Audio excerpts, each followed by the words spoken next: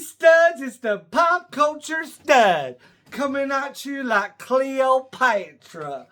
Today I'm here to talk about one of my favorite films of all time, Kuroneko, directed by Kaneto Shindo, and the Japanese name for Kuroneko is Yabu Naka no Kuroneko, or The Black Cat Inside the Bamboo Grove.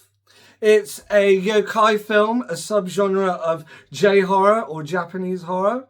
A yokai film is basically a supernatural film.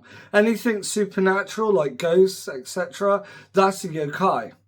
So Kuroneko is a really great film. It stars Kichimo Nakamura as Gintoki, who gets stolen while he's working on a farm and becomes a samurai. At the start of the film, his wife and mother, who is Nabuko Otowa and Kiwako Taichi, they get horrifically raped and killed, and his whole farmstead gets burnt. They get turned into cat spirits, vegetable cat spirits. And throughout the film, they go on an absolute insane murder spree. And it's one of the best films ever made. Because the cinematography is incredible, the music is atmospheric, and the supernatural elements are very, very creepy. And I love the practical effects, as well as some of the CGI kind of effects, which are really, really cool. But one thing I love is the wire work in this film. It's incredible. And the acting is insanely, simplistic, but incredible. And it's such a subdued horror film, which I really love. What I love most about Japanese cinema is any film genre they tackle, they do it in a very unique way. That's why a lot of films modern day, even in the past, like a lot of Western films, they didn't have the ingenuity that Kuroneko and films of its ilk had. And what I love most about Eureka is the Masters of Cinema. The series is incredible. So this is the box set. It's not got a reversible sleeve, unfortunately, but it's got a cool booklet. The booklet has a lot of cool information about it, loads of stills, and it's got like the chapter guide in here. Now, I wasn't gonna initially talk about the basic plot outline for Kuroneko, because when you talk about it, all the plot's revealed in an instant, so I didn't want to do that. But I'm going to put a disclaimer that there is going to be a spoiler there. But if you have any suggestions on films or want me to suggest some films that I've seen, please message and let me know. Please like, comment and subscribe.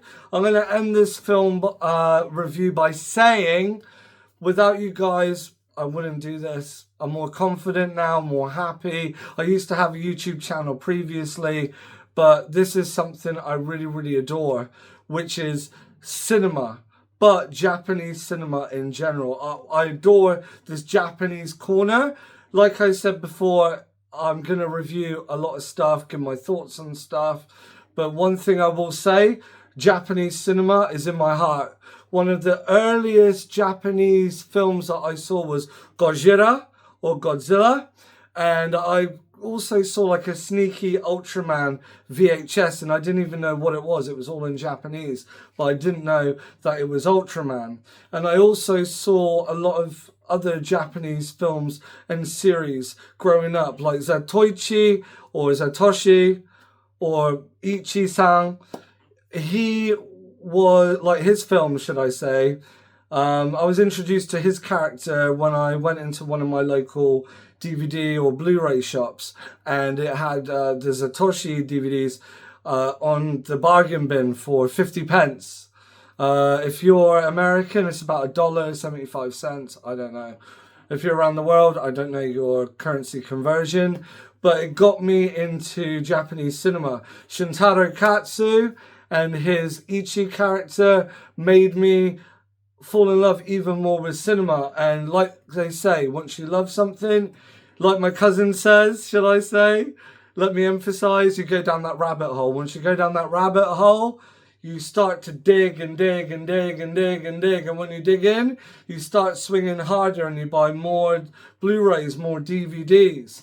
And I've got almost 200 Blu-rays so far, Japanese Blu-rays.